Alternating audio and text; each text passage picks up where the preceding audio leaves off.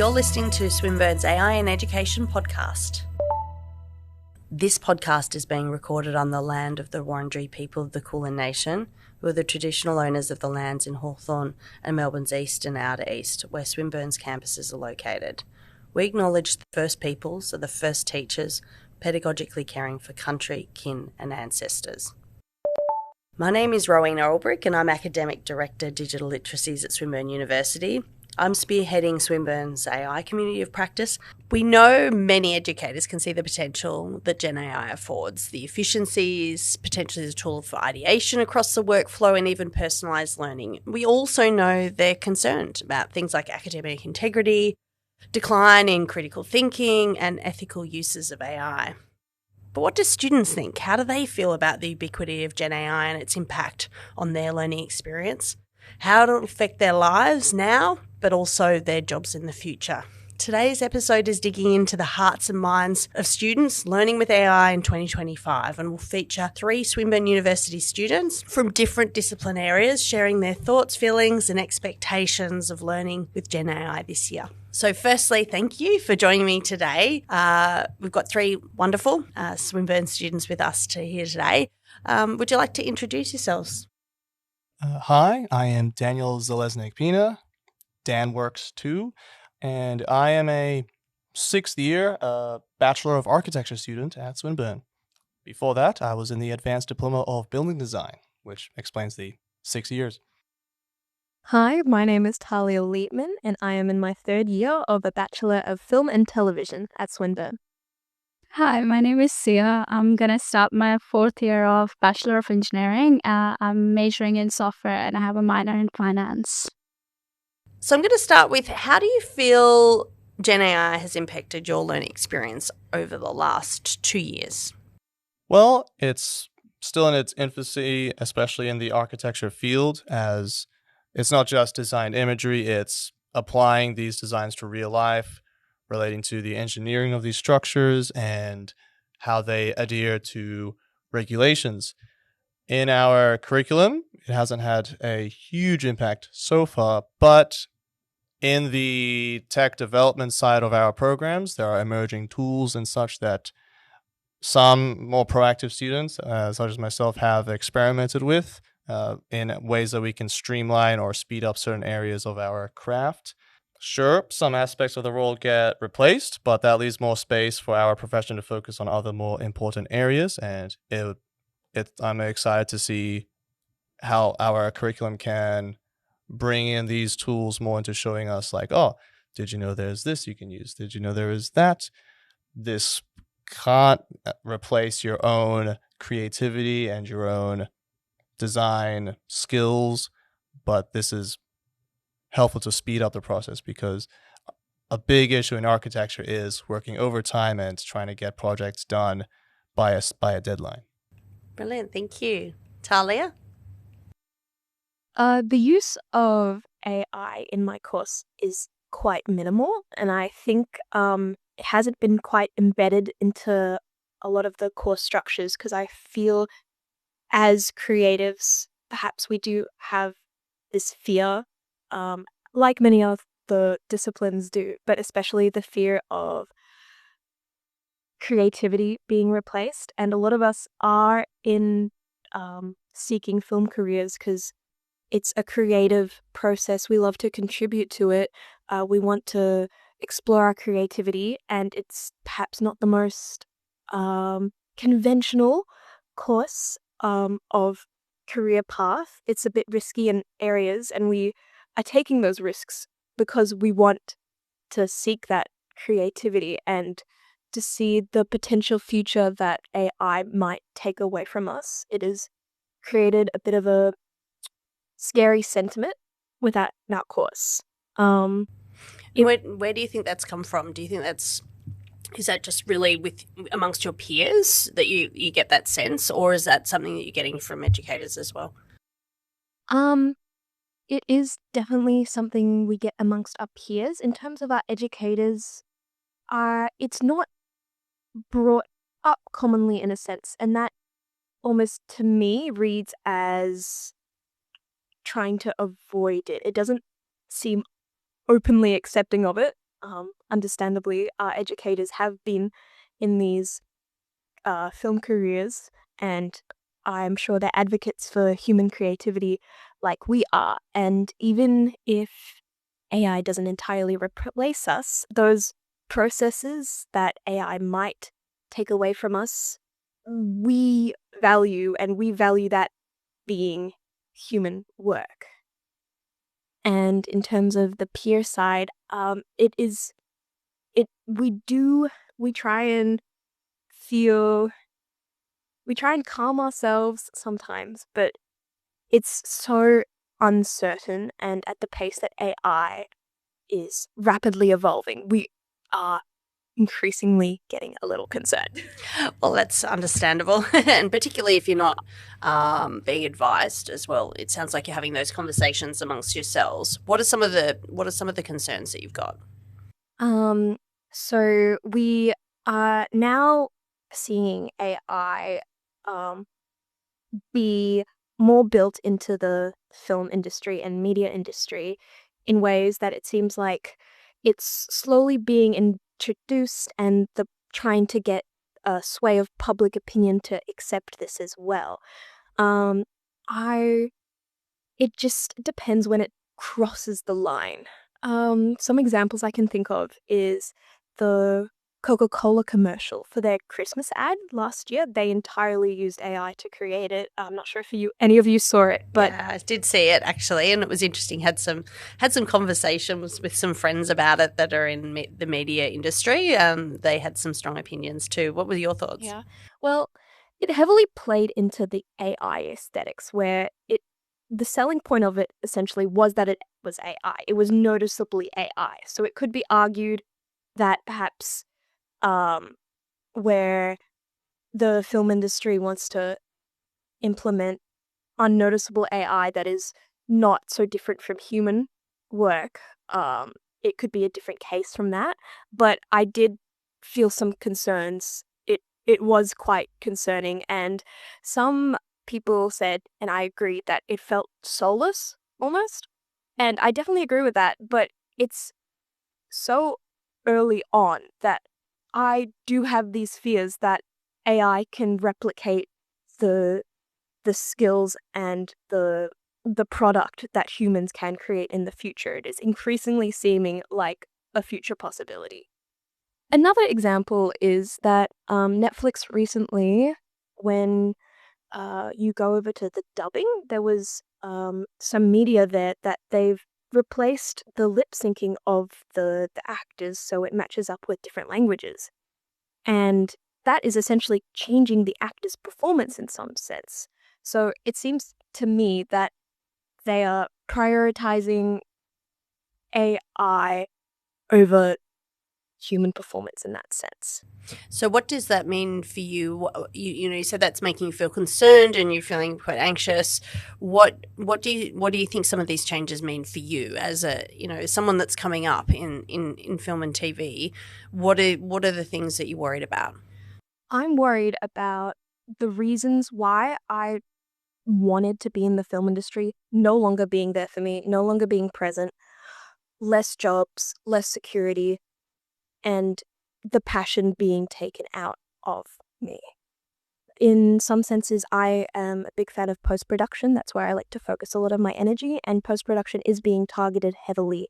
I see articles where people say that AI is just a tool for this and it's still human-driven, but then I see articles saying the exact opposite and that they're going to entirely replace us. I don't know exactly what to believe, but I am concerned. I do believe that AI will be able to perhaps get to a point where businesses will value that entirely over humans, and we will be replaced, and it is a big concern of mine. Yeah, and I think they're valid concerns, and we'll talk a little bit later about how we might, what would help you on that journey as a student to overcome some of those things. But I want to come to you, Sia. It's interesting hearing from Dan and Talia saying, not really called out specifically in their courses as yet.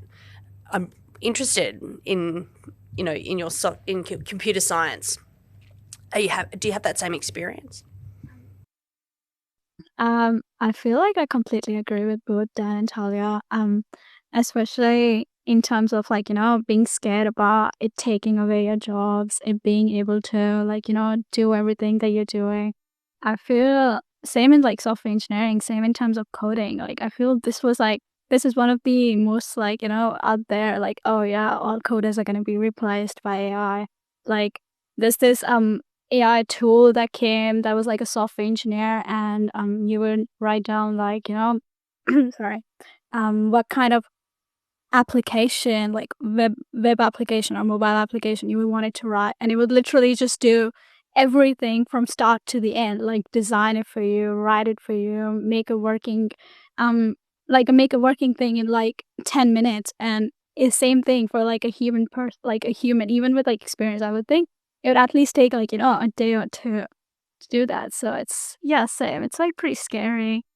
And I know in like starting, I would read these like news articles like almost every day pop up in my start window, be like, oh, top 10 jobs to be replaced by AI. And one of the first ones would be like software engineers. And I'm like, oh no, like I'm doing this degree. I've done like 2-3 years of this that I've spent so much time into. I'm like, oh, am I going to be able to use this? Am I going to be replaced? Am I not going to be like, good enough for companies to hire? Like, I feel like similar opinions. They're all really valid concerns. And so I'm interested in, within your studies, has generative AI come up? Is that something that's been addressed when you're looking at things like coding and those sort of technical skills? Is it starting to be embedded into the curriculum? In terms of my curriculum, I don't think it has come up that much yet. I feel all the curriculum is like still, it's been there for it's been there for a while. And we are encouraged. One thing that's good is like, it's good that Swinburne does encourage you to use it, but like in an ethical way. And I do use it for like, if I have like some sort of like in terms of, if I talk about a recent assignment that I had to write like a huge code. And of course, you don't ask it to write the whole thing, but it's good in terms of helping you to structure it out, like, talk you through it, something like that.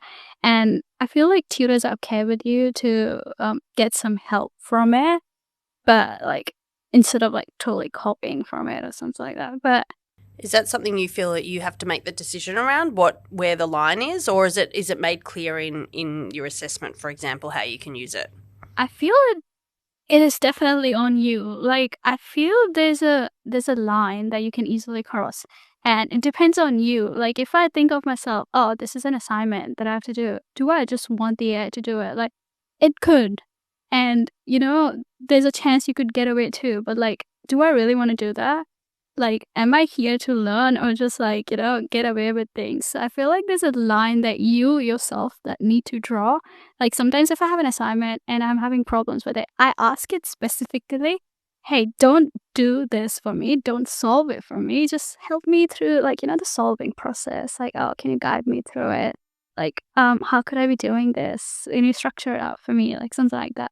So I feel like it definitely depends on you. That's really interesting. And thank you for sharing that, how you might use it, and even instructing it not to solve it for you, because what you're interested in is just some support with the process, and so not taking away that opportunity for learning. And it's interesting how you sort of positioned it as such. I think that's a great segue into our next question. Dan, I want to hear from you about what are some specific ways? I know you mentioned that it hasn't been front and centre in your studies so far, but has there been any examples of when you have used it, and when might you actually avoid using it in your studies?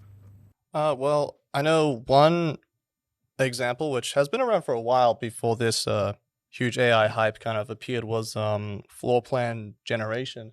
So what can be a time-consuming process is when you are designing a building, and for each floor there's the basic boundary outline, and you need to fill that with all the rooms that you need and for them to all be in the right spacing and such, and like, oh, what is the right layout and stuff. There is some programs such as Plan Finder which just makes it in seconds. which is so helpful. Like the two programs we mostly use, Rhinoceros, it doesn't have building component assets, so it can take hours to draw. And if you draw something that's like, that doesn't look very good, I want to adjust it, that's a lot more time. Revit does it faster, but for this program to do it in seconds and then you can import it, so cool. Especially floor planning is not the be all and end all of design. Like I always find I spend so much time on the floor planning that I haven't gone to really designing the interiors or fixtures or cool little design areas of like how are the stair rails designed. I don't have the time to get there because I spent so much time on the floor plans. Sounds like it's created some efficiencies in your workflow using that, where you can focus on more creative aspects of your job. Yeah. And especially I haven't seen many examples of 3-dimensional AI. Maybe I just haven't seen it, but it's mostly 2-dimensional. One thing, especially in parametric architecture, which is kind of bringing in coding and into building modeling, especially with the plugin Grasshopper in Rhinoceros, it can take a while to, first of all, figure out what sequence of coding components create the effect you want. And if you're missing one little thing or what is the problem here, ChatGPT has been really helpful in like kind of showing step-by-step which components to use. Sometimes it's dead wrong though. I think it's, as it develops, it gets more and more sophisticated, but I think that's the same with other areas that I've even heard from friends, like a friend studying psychology who have used it as a wonderful research tool, but you just need to know your stuff already to comb through what is bogus and what is actually real. Yeah, it's a really good point that, and I think that's to touch on the points of where to avoid it is around, if you really need the factual information, you need the knowledge. It's not the best tool for that, but it's interesting when you're saying, being able to sort of maybe articulate the research or be able to get a sense of the landscape. Or if you've, as you mentioned, already got the knowledge where you can actually identify when it's hallucinating, and so you can use it for the benefits and then, but you need to be able to fact check it. I think that's really important. Yeah, so right. This is a bit of a more of a negative one. A lot of the research side of architecture is also finding precedent buildings, finding real life projects that have a specific style or a specific design solution or some such. Like if I want to make a specific form, but I don't know if it can actually be engineered in real life, if I can find a building that's similar, great, that's proof that it will work. Anytime I'm on Instagram or Pinterest and I notice these building renders and pictures are AI generated, there is no bearing in reality. There is no engineering there. So I don't know if this can actually be done. So it makes these inspirational pictures not that useful, which can be frustrating. So is the preference then to be inspired by obviously in-person experiences or photographs where you're actually seeing a building or you're seeing an actual photograph of a building that has been built and therefore, architecturally sound and able to be brought to realization? Yeah, like you'll find a picture of a building that looks really cool and, it does that thing that I want to achieve. You can look into it, and find the designers who did it, find the engineering firm who engineered it, maybe find the calculations they used for it. The AI-generated pictures are at first convincing, and you think you can dig deeper and find insights, and then find out that they're not real, so there aren't any insights. So you find dead ends that way, and it's like, oh, dang. Yeah, that's really interesting. Thank you for sharing. I think that's good context around inspiration, because I think actually generative AI is often positioned as an ideation tool. So it's interesting that you're saying that actually no, that's not quite right for you and for your context. Really interesting. Thank you. Talia, you've spoken a lot about your fears and concerns, and that's fair too. And it seems that it hasn't really been front and center in your studies as such. Have you used it at all so far in your studies? And if so, for what? And what would you actually say is a hard no for actually using GenAI? So I've used it as a tool for navigation to human resources on the internet, I'd say. Sometimes I struggle with finding that perfect article or that perfect academic source that I'm looking for. And when I can type it into ChatGPT, they can give me recommendations to something specific that I'm looking for, a link to an article, and then I can check it out from there. So I consider it not generating answers or information that I'd use, but rather it guiding me to the information that has been created by humans. Yeah, thank you. So more in your discovery phase of, and using it as a source of connecting you to the sources that you need. What would you, and I think you'll give me some pretty clear answers on this, what are you saying is a no? I mean, you've said the creative process, but can you be more specific in your work as a film and TV student around where you would just say, no, I wouldn't use it for that? Yes, so in the sense, I'm open to it being used, not to say that I have used it yet, but I'm open to it being used in a sense that it perhaps streamlines minor, tedious, repetitive activities. I think that can be quite beneficial. However, completely taking over the processes that I love doing and that feels very contributive to the end result is where I put my hand down and disagree with the use of it, in the sense that, for example, generating sounds for a sound design or generating an editing structure for an edit, that those elements that require your own creativity, that require your own skills, I feel it's so valuable to do these processes on your own. Brilliant, thank you. Sia, I wanted to dig in a little bit more about how you're using generative AI, because it seems that you're very much, stewarding the AI. So saying, I don't want you to do this for me, but I'd like you to focus on the workflow. What challenges have you faced in that process of using the tools? I feel it's been helpful, like I said, in structuring, just structuring the whole workflow.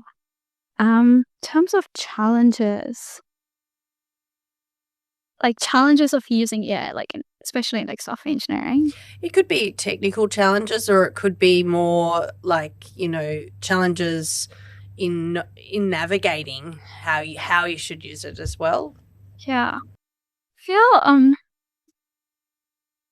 like the same thing like Dan said. Sometimes, it gives you, I'm trying to ask for some help in terms of writing some code maybe, and it gives you the wrong answer. This is completely wrong. And you're trying to use it and it's just yeah, it's not that great. But can that derail you if you're actually asking for something and it's the wrong answer? Do you think you might have been better off just nutting it out yourself from the beginning, or do you still think it's helpful? I feel it's still helpful that I think something Talia mentioned, knowing your stuff, even to use it. If I didn't know coding at all, and then I was using let's say ChatGPT to write something, and it gives me the wrong thing, and I would try to use it, and I would be like, oh, why is it not working? And someone who doesn't know it at all and just uses it just to get by, that'll be very difficult because it gives you the wrong stuff a lot of times. But I know my basics, I know my stuff, so even if it gives me the wrong thing, I think I'm able to pick that wrong thing out, sometimes maybe use its strategy of how it's doing it instead of my own strategy, trying something new out, but still knowing my stuff that I can see what it's doing wrong and I can make it right. I like how you've turned it a real flaw of the tool into a positive, a reinforcement of that you can then go in and find where it's wrong, and that in itself is problem solving. But great, and such a good point, and that you've got those foundational skills and knowledge to be able to do that. So you're extracting the benefits and leaving the rest. Any other challenges, Dan, that you have faced while using AI? I know you mentioned a couple. Was there anything else that we missed out? Well, a big part of it is architecture as a profession is very much working overtime. It's even like I've seen one architect who's like, "Oh, am I like a black sheep of the industry because I only work these hours or such?" And builders wanting to have the designs ready before a certain date, like before Christmas. And a lot of my fellow students really, the ones who are more accepting of AI we're really trying to show how much faster they can get things prepared for like presentations and such. However, I had one classmate who used AI generated pictures in his presentation, and the architect guest critics immediately spotted that it was AI. And besides Adobe's Firefly, which uses what is the word? And it uses its own licensed material for its models. That's correct. Other models just scrape all pictures from the internet, which is plagiarism. Like if you use the exact right prompts, you could probably make it generate a still from a movie that is like almost a carbon copy. So how do you cite that as a source? It's automatic plagiarism, and you've kind of tanked your presentation in that they say, "Oh, this isn't your work in your presentation. This is just something you grabbed from the internet." So it really puts your integrity into question.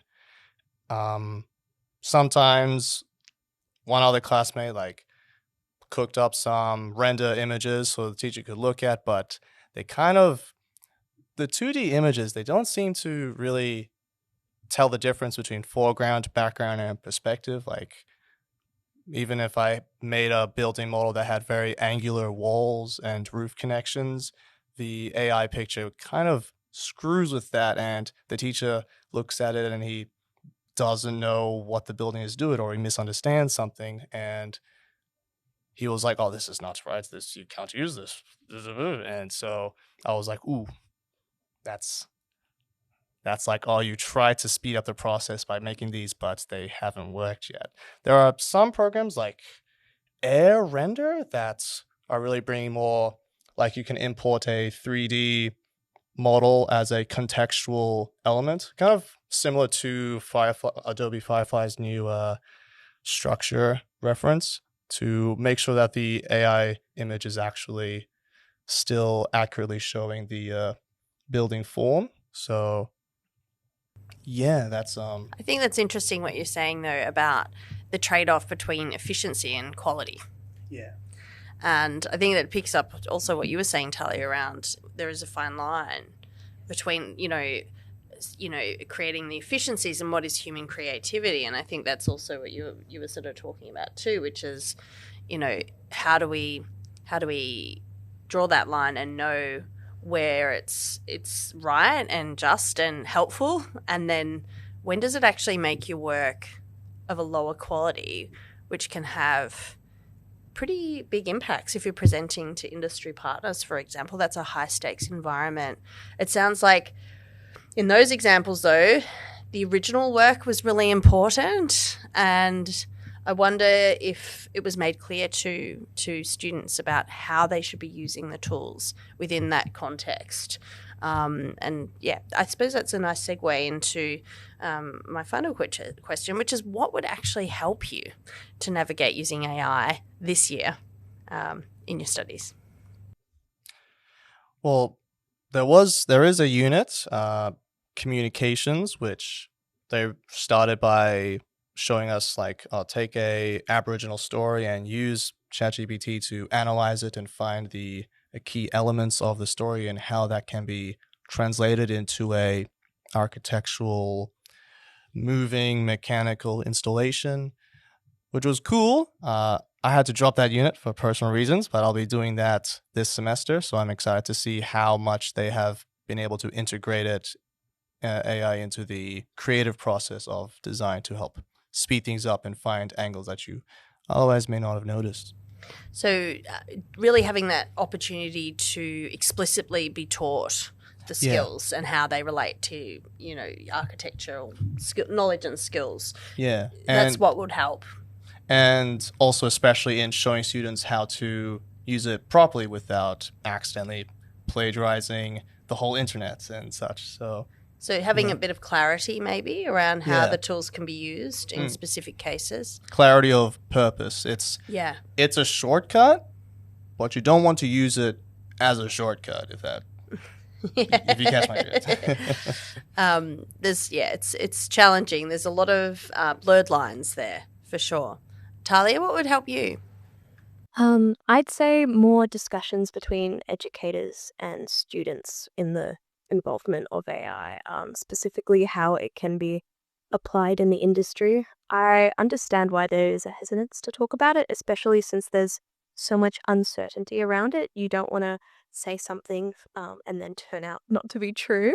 But it's slowly seeming like there are more and more things that are guaranteed, and even just introducing small processes that perhaps are unavoidable in the future, that don't replace us but make those small little things here and there more efficient, that aren't necessarily revolved around creativity, but those, for example, organizing clips, etc. I think it would be important to talk about how to apply those, because that is something that is seemingly going to happen in our future that is unavoidable. If I may interject, I think a really good example is the magic wands tool in Photoshop. It's magic. It's probably some kind of image model that can figure out what is hair, what is not hair, so you can properly green screen someone's afro, for instance, in a video. And that is, I believe, AI and has been in use as an AI tool for years now. So yeah, that is a great example. There's kind of a line, I guess, in some processes where it's not GenAI, but it's AI, which is a bit blurred in some sense, that I have used and has been quite productive. For example, there was this one time where I had an entire timeline of clips, and they were all combined. It was a short film, and I needed to put it into another software, but since it was combined, I didn't want to cut it all up because that would have taken ages. The AI software in that software was able to cut it up for me, and that just saved so much time, and it wouldn't have had an impact on the final product as I would have done it anyway. But I think with Gen AI in comparison to AI, there's a little bit more hesitance, as it's to do with content creation, and that's what we value, content creation. Yeah, no, that's and you're right to make that distinction too. And a lot of the tools we're seeing using and have used for some time, artificial intelligence in their industry specific software to be able to save time, but it's not necessarily all focused on the creative output, which I think you've highlighted is really important in film and TV. Sia, finally, what would help you in your software engineering course this year? Yeah, this actually reminds me of this LinkedIn post that I read recently, which was like, say, software engineering students being like scared. Oh, I use AI too much. Like, am I learning? And then people were like, AI is here to stay. Like, it's just gonna keep growing. So instead of like taking it in a wrong manner, like use it in terms of how it benefits you. Like, in terms of like, still having that creativity. I feel, in film architecture, you have that creativity. It's more like in the open, but even in terms of like coding, I feel you still need that creativity, which is not that much talked about. Like a lot of people focus on like technical side of it, but then again, like I was doing my internship, and feel most of the time I spent was more on creativity, on like creating this web page, talking to these higher ups, like which is a better flow or something. So I feel focusing more, even in classes, having that creative side and maybe using AI, once in a while here and there to just do those like technical stuff for you that you know how to do, but you would rather focus on something more creative. So I feel something like that, even openly talked about in classes, would help.